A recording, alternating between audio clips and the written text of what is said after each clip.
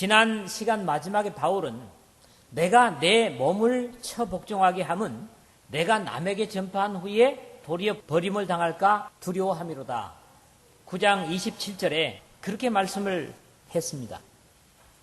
자신에게까지 영적으로 경성함을 고백한 바 있습니다. 오늘 우리가 읽은 이 말씀은 여기에 바로 이어지는 말씀입니다. 그래서 이 성경이 쓰여져 있는 헬라어 원본에는 왜냐하면으로 가르라고 하는 말로 오늘의 10장이 시작되고 있는 것들을 보게 됩니다. 결국 성경 속에 경계로 기록된 모든 내용은 당시의 사람들에게 이루어진 일이지만 후대에 같은 비극을 겪지 않도록 교훈을 위한 기록으로 우리에게 남긴 것입니다. 이런 이유에서 하나님의 말씀은 그때 그들에게 말씀하셨던 교훈이면서 동일하게 오늘 여기 우리에게 경계를 주기 위해서 물려주신 것입니다. 그때 그 사람들에게, 그리고 그 말씀은 동일하게 오늘 우리에게 주시는 교훈이 된다고 하는 것들을 오늘 읽은 말씀 속에서도 우리가 확인하게 됩니다. 마찬가지로 바울 사도는 과거에 택함을 받은 백성 이스라엘이 당한 일들은 오늘 완성되고 또 확정된 복음 시대에도 여전히 동일한 경계가 됨을 증거하고 있습니다. 이런 가장 구체적인 예가 바로 디모데전서 3장 16절에서 17절의 말씀입니다. 모든 성경은 하나님의 감동으로 된 것으로 교훈과 책망과 바르게 함과 의로 교육하기에 유익하니 이것은 하나님의 사람으로도 온전케 하고 또 모든 세상 속에서 선한 일을 행하는 능력을 갖추게 하려 함이라고 그렇게 말씀을 하고 있습니다. 이때 디모데에게 말씀하신 모든 성경이라고 하는 것은 사실 여기서 바울이 인용하고 있는 구약 성경들을 말씀하고 있는 겁니다. 왜냐하면 그때 당시에 신약 성경은 아직 기록되기 전이었기 때문입니다. 우리는 과거에 이스라엘이 겪은 일들이 나와 무슨 상관이 있는가 그렇게 반문할지 모르지만 성경이 다른 책과 다른 것은 바로 그런 데서도 차이가 있습니다. 성경은 한 번 읽고 접어들 그런 책이 아닙니다. 그때 그 사람들에게 말씀하셨던 성경은 오늘 이 시간에 나에게도 말씀하시는 성경이기 때문입니다. 무엇보다도 경계되는 것은 구약의 하나님의 백성들이 잘해서 받은 복보다는 불순종으로 인해서 당한 비극적인 일들이 더 많이 기록되고 있다는 데서 오늘 우리 역시 경성해야 될 부분입니다. 죄성을 가진 우리 사람들이 주님의 말씀을 순종하기보다는 죄의 유혹에 더 많이 처해지기 때문에 끊임없이 경책하시는 하나님의 말씀을 우리의 말씀으로 들을 필요가 있는 것입니다. 특히 주님의 백성들이 광야 40년간의 기간에 하늘로부터 내려서 먹게 했던 만나나 또는 바위를 터뜨려서 마시게 한 물이 그냥 물이 아니라 여기 오늘 본문의 표현대로 그리스도로부터 주어진 것들이었다고 하는 데서 그들의 삶의 신비성을 깨닫게 되고 하나님의 백성들이 어떻게 살아야 될까를 다시 생각하게 합니다. 끊임없는 하나님의 은혜에도 불구하고 은혜 속에 살았던 사람들보다 그렇지 못한 사람들이 더 많았다고 하는 것 또한 대부분의 많은 사람들은 주로 불순종의 사람들이었다는 안타까움이 이 마지막 시대에도 깨어 있어야 할 우리들의 이유가 되는 것입니다. 이 시대와 같은 요란함과 음란 속에서 행해지는 우상숭배의 유혹이나 당시의 모압과 더불어 행해진 문화 속에서 음행이 가져다준 타협의 유혹도 여전히 우리 시대에도 다르지 않습니다. 하나님의 은혜로 살아왔으면서도 감사를 모르고 원망한 것이 바로 하나님을 시험한 것이고 이로 인해서 뱀에게 물려 죽었다는 것 역시 은혜를 은혜로 받지 못한다면 마귀 사탄에게 물려 죽을 것 같은 운명에 주님의 백성들을 경계하는 교훈의 말씀입니다. 이 마귀는 옛 뱀이라고도 하고 또 사탄이라고도 하고 용이라고도 비유하는 것을 보지요. 그렇기 때문에 오늘 하나님의 백성들의 실족에서 마귀에게 지는 것은 그 옛 뱀에게 물려 죽는 것과 광야에서 하나님을 시험하다가 물려 죽는 것과 차이가 없다는 그런 교훈입니다. 하나님은 모두나 또는 많은 수를 기뻐하는 것보다는 소수일지라도 순종의 사람들을 기뻐하시고 이끌어 주심을 확신하고 여러분 모두가 소수의 순종의 사람들이 되어서 마지막 음란과 죄악의 때에도 하나님의 명령과 말씀을 잘 순종하고 거기에 집중함으로 영광에 들어가는 여러분 모두가 되시기를 주의 이름으로 축복을 드립니다. 오늘도 세 부분으로 이 말씀을 나눠서 생각을 하겠습니다. 첫 번째로는 1절에서 4절 말씀을 보겠는데 이 내용은 하나님의 백성들에게 하나님께서는 너희가 알기를 원한다. 알기를 원한다고 권면합니다. 사실 하나님은 하나님 앞에 제사나 예배보다도 하나님을 아는 것을 원하신다고 직접 선언하시죠. 나는 인애를 원하고 제사를 원하지 아니하며 번제보다 하나님을 아는 것을 원하노라. 호세아서 6장 6절에 그렇게 말합니다. 하나님을 아는 것을 원하십니다. 하나님의 뜻이 무엇이며 하나님께서 어떻게 우리가 살기를 원하고 계신가를 그것을 아는 것을 하나님은 예배드리고 제사드리는 것보다 더 기뻐하신다는 거죠. 왜냐하면 그것을 알지 못하면 예배나 제사가 의미가 없기 때문입니다. 그래서 주님의 백성들이라면 알기를 원하신다 하는 것들을 1절 상반절에서 봅니다. 형제들아 나는 너희가 알지 못하기를 원하지 아니하노니 이건 뭡니까? 알기를 원한다고 하는 것의 부정적인 표현이죠. 더 뜻을 강조하는 의미입니다. 바울 사도는 다음 장에서도 11장에서도 그러나 나는 너희가 알기를 원하노니 각 남자의 머리는 귀도요 여자의 머리는 남자요 귀도의 머리는 하나님이시니라. 11장 3절에 그렇게 당부하는 것을 읽습니다. 그렇습니다. 하나님께서는 바울 사도를 통해서 우리가 알기를 원한다고 당부하십니다. 심지어 알지 못하는 것, 내가 존귀하다고 하는 사실, 사람이라고 하는 사실, 하나님의 형상을 가진 존재라고 하는 것 자체를 알지 못하는 것은 멸망하는 짐승과 다를 게 없다. 시편 49편 20절에 그렇게까지 말씀합니다. 존귀하나 깨닫지 못하는 사람은 멸망하는 짐승 같도다. 그렇습니다. 오늘도 많은 사람들이 짐승과 같이 사는 것은 왜 그렇습니까? 하나님을 알지 못하고 자기가 하나님의 형상을 가진 인간이라고 하는 귀중성과 존귀성을 깨닫지 못하기 때문에 얼굴은 사람의 얼굴을 가지고 짐승처럼 행합니다. 그래서 그런 사람들은 뭐라 합니까? 인면수심. 사람의 얼굴을 가졌으면서도 짐승의 마음을 가졌다. 그런 사자성어를 우리가 듣게 됐지요. 주님께서는 하나님의 백성의 어리석음과 무지를 원하지 않습니다. 맹목적인 것을 원치 않습니다. 어찌 보면 우리가 하나님을 알고 하나님의 음성을 듣고 순종하는 것은 맹목적이어야 됩니다. 이건 계산적이어서는 안 돼요. 그러나 하나님의 백성이 되었을 때는 하나님의 뜻이 뭔가를 아는 게 중요하다는 거예요. 호세아 6장 3절에 이렇게 말합니다. 그러므로 우리가 여호와를 알자. 힘써 여호와를 알자. 힘써서 하나님을 아는데 최선을 다하자. 이런 말씀이거든요. 주님께서는 자신의 백성들의 무지를 탄식하십니다. 자신의 백성들의 어리석음을 탄식하십니다. 그래서 탄식하는 가장 구체적인 모습도 이사야서 1장 3절이거든요. 하나님의 뜻은 모르고 헛된 제사를 드리고 있는 이스라엘 백성들을 향해서 소는 그 임자를 알고 나귀는 그 주인의 구유를 알건만은 이스라엘은 알지 못하고 나의 백성은 깨닫지 못하는도다. 이렇게 단식을 합니다. 소도 밤이 되면 자기 주인의 마구간을 찾아 들어간다는 거죠.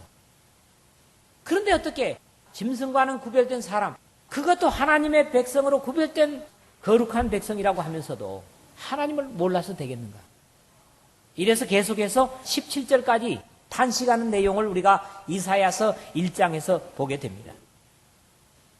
여기서 하나님께서 우리가 알기를 원한다고 하신 내용이 뭡니까? 그게 구체적으로 기록이 되고 있는데, 첫째는 과거의 구원의 역사를 알기를 원한다는 거예요. 이스라엘이 어떻게 하나님께 구원을 받았는가, 선택된 백성으로 하나님이 원하시는 대로 살았는가를 너희가 알기를 원한다. 왜요? 이것은 우리의 역시 거울이 되기 때문이죠. 그 다음에 그 일들이 의미하는 바를 알기를 원한다는 거죠. 단순히 그들을 갖다 먹고 살리는 그런 데서 끝나는 것이 아니라 그것이 오늘 우리를 비춰보는 거울이 되기 때문에 과거에 우리가 가졌던 개역 성경에서는 거울이 됐다 그래요. 거울이. 그 좋은 표현입니다. 그 성경의 거울 속에 오늘 우리가 있는 겁니다. 오늘 우리의 예배가 있고 우리의 삶이 있는 거예요. 그렇기 때문에 과거에 있었던 그 하나님의 역사 속에 오늘 나의 모습이 어떤 것이냐를 비춰보는 겁니다. 그 다음에 좀 더 구체적인 얘기를 합니다. 구름과 바다 아래서 세례를 받았다. 사실 과거의 구원의 백성들도 어떻게 보면 다 세례를 받았다는 거예요. 아니, 이 모세 이전에 어떻습니까? 노아의 때도 그렇습니다. 왜 그렇게 얘기를 하느냐 하면 베드로전서 3장 20절, 21절을 보십시오.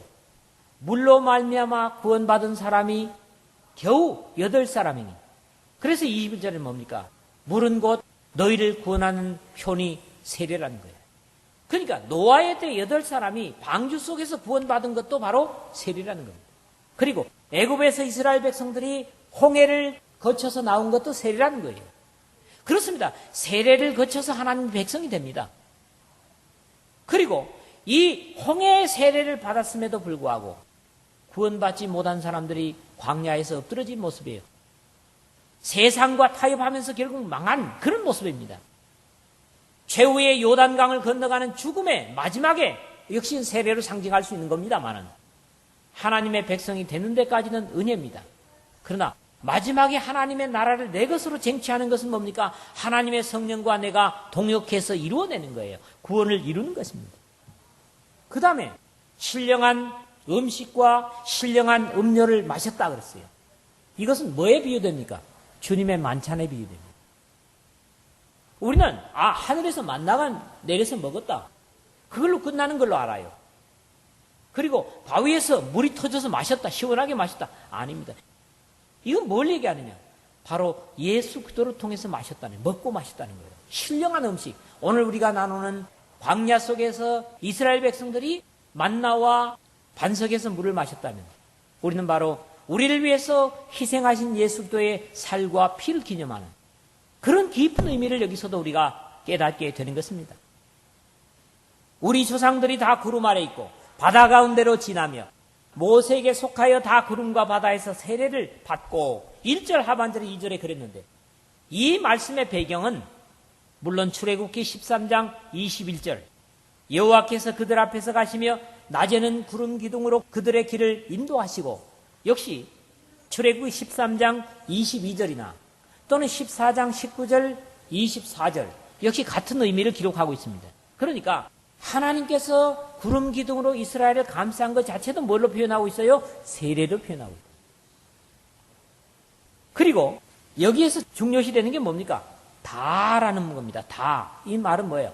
히랍어로 판타 그런 말인데 모두라는 말이 강조가 되고 있어요. 다 구름 아래 있고 다 구름과 바다에서 세례를 받고 다 같은 신령한 음식을 먹었으며 다 같은 신령한 음료를 마셨으니 그랬다고. 다예요. 전부 다입니다. 이스라엘 백성 모두가 다 할 것을 다 하고 거칠 것을 다 거쳤다는 얘기입니다. 이 역사의 마지막에도 아마 그럴 것입니다. 하나님께서 말씀하시는 것을 모형적으로라도 다 거치고 다 지나간 사람들. 그러나 어떻습니까? 그랬음에도 불구하고 뒤에 연결되는 소수의 사람들이 언급되고 있는 것도 우리가 특이하게 봐야 될 부분입니다. 다 같은 신령한 음식을 먹었다. 다 같은 신령한 음료를 마셨다. 그러나 모두가 다 요단강을 건넌 게 아니라는 거지요. 알기를 원한다고 하는 세 번째에서는 뭐냐 하니까 그들도 그리스도로부터 먹고 마셨다는 겁니다. 그리스도로부터 먹고 마셨다. 이는 그들을 따르는 신령한 반석으로부터 마셨음에 그 반석은 곧 그리스도시라. 그렇게 말씀을 합니다. 예수님께서 베세다의 언덕에서 5,000명을 기적의 떡으로 먹입니다. 그리고 나서 생명의 양식을 말씀하시는 가운데 유대인들이 이렇게 묻습니다. 요한복음 6장 31절에 기록된 바 하늘에서 그들에게 떡을 주어 먹게 하였다 함과 같이 우리 조상들은 광야에서 만나를 먹었나이다. 그렇게 얘기를 하죠. 유대인들이. 그러니까 거기에 답해서 예수님께서 6장 32절에서부터 33절까지 이렇게 말씀합니다.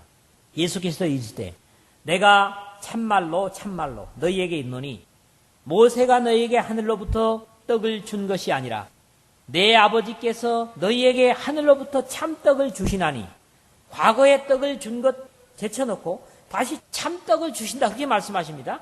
하나님의 떡은 하늘에서 내려 세상에 생명을 주는 것이니라. 뭘 얘기합니까? 바로 예수님을 먹어야 산다는 그런 더 깊은 의미로 고양시키는 내용을 우리가 보는 거지요. 그렇습니다. 우리는 예수님을 먹고 삽니다. 우리의 영혼이. 그 다음에 예수님께서는 요한복음이 한 장 지나가서 7장 37절 38절에 보니까 예수님이 진정한 음료라고 하는 사실을 말씀하시죠. 그게 뭡니까? 명절 끝날 곧 큰 날에 예수께서 서서 외쳐 이르시되 누구든지 목마르거든 내게로 와서 마시라.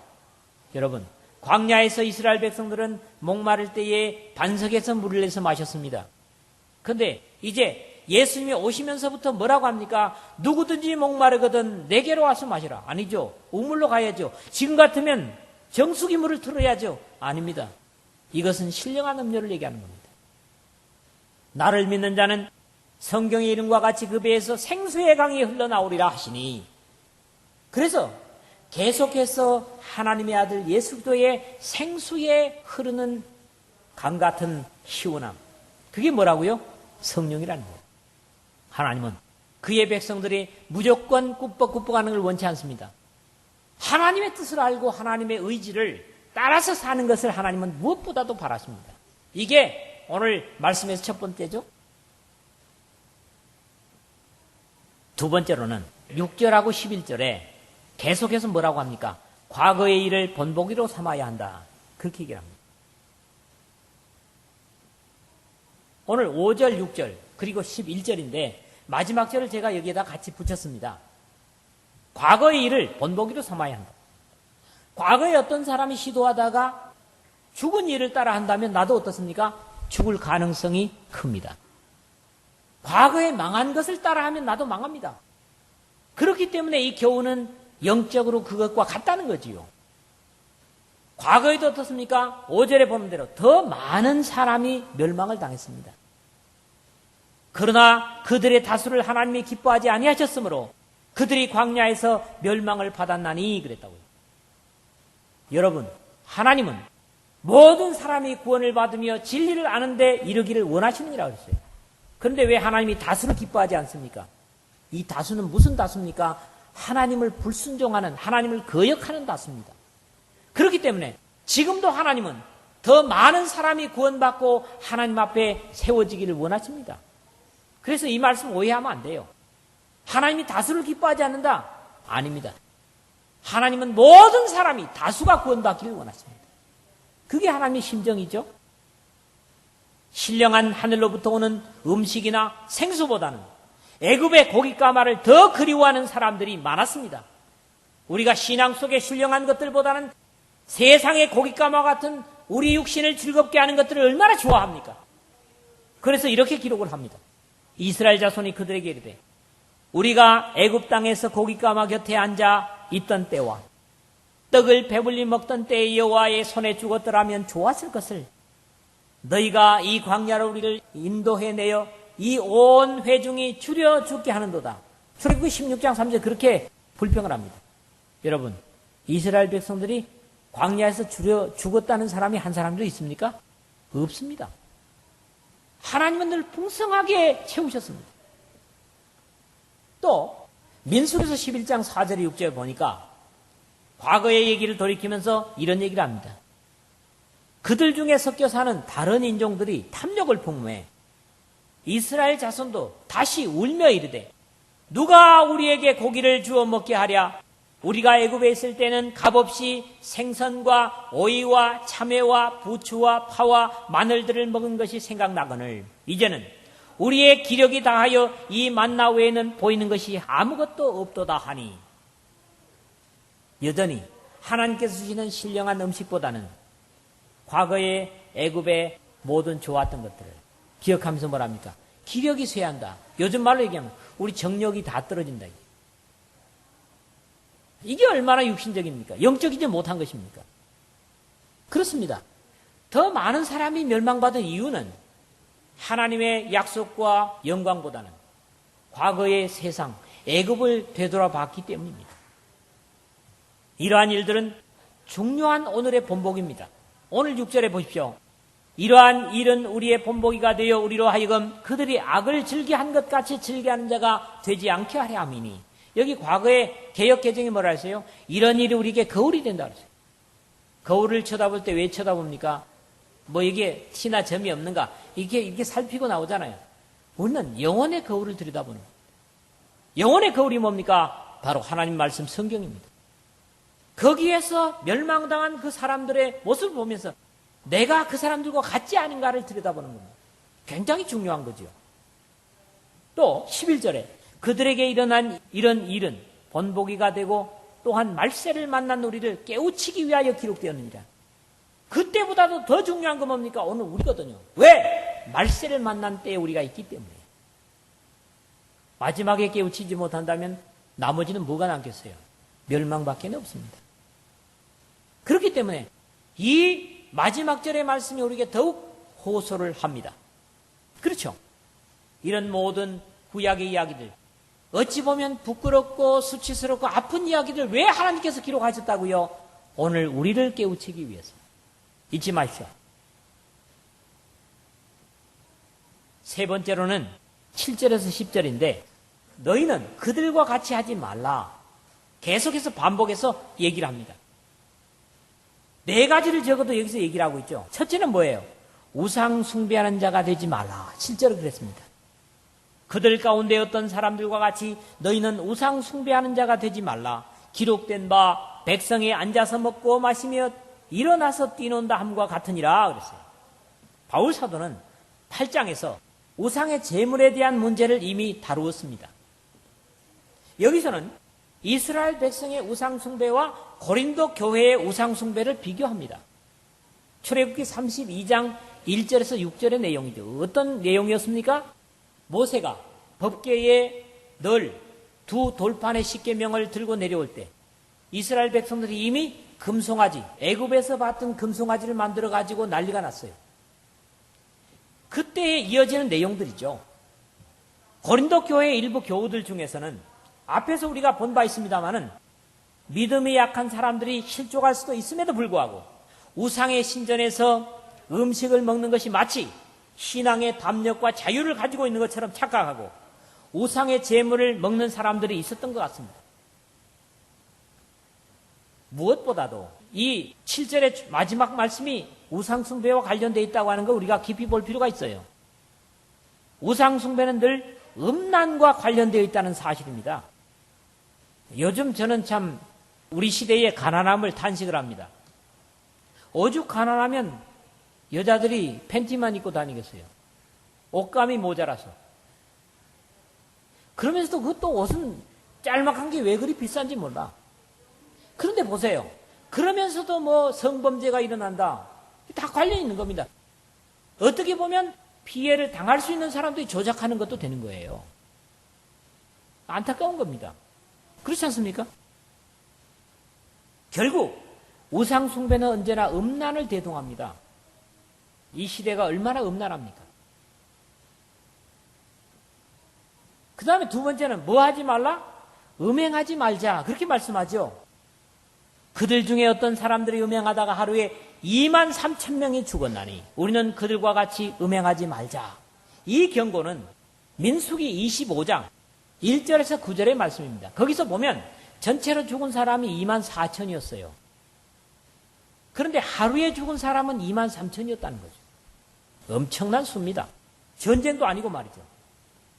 이 민수기 25장 1절에서 9절의 사건을 되돌아보는 것으로 이스라엘 백성들이 모압을 지날 때 그곳에 있는 모압 여인들에게 유혹을 받아서 바알보를 섬기는 데 참여했고 바알보를 섬기는 제사 행위는 처녀들과의 음행을 통해서 이루어졌다면 당시에 고린도 도시의 우상 숭배 역시 아프로디테 신전에서 종교적인 매춘 행위가 이루어지는 것은 긴 역사의 차이임에도 불구하고 이스라엘의 시대와 다르지 않았다고 하는 것을 보는 겁니다.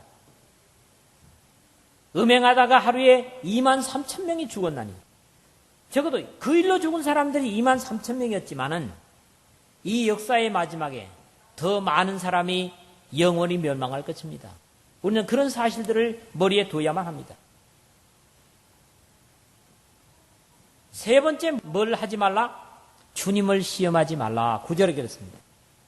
그들 가운데 어떤 사람들이 주를 시험하다가 뱀에게 멸망하였나니 우리는 그들과 같이 시험하지 말자. 이 얘기는 역시 민수기 21장 4절에서 6절의 배경입니다. 에돔 왕에게 전가를 보내죠. 우리가 당신 땅으로 좀 지나가야 되겠소. 물도 공으로 마시지 않고 밭은 밟지 않고 길로만 가겠소. 근데 어때요? 에돔 왕이 안 돼! 이랬다고요.